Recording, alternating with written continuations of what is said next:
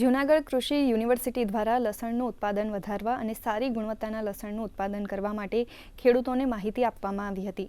જૂનાગઢ કૃષિ યુનિવર્સિટીના તજજ્ઞ દ્વારા વાવેતર અંગેની માહિતી અને ખેડૂતોને ભલામણ કરવામાં આવી હતી.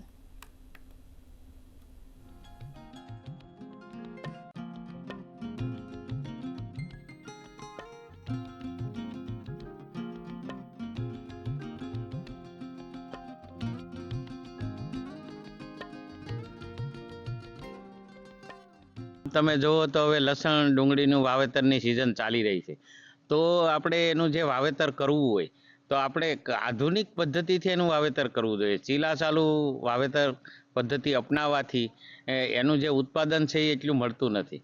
તો આપણે જે વાત કરીએ લસણનું વાવેતર કરવા માટેનું, તો ખાસ કરીને એ જે છે એની જમીન છે એ જમીન તૈયાર કરી અને એના જે બેડ બનાવવામાં આવે છે અને ખાસ કરીને એનું જે અંતર છે એ જાળવવું અગત્યનું છે, કેમ કે એમાં આંતરખેડ થતી નથી.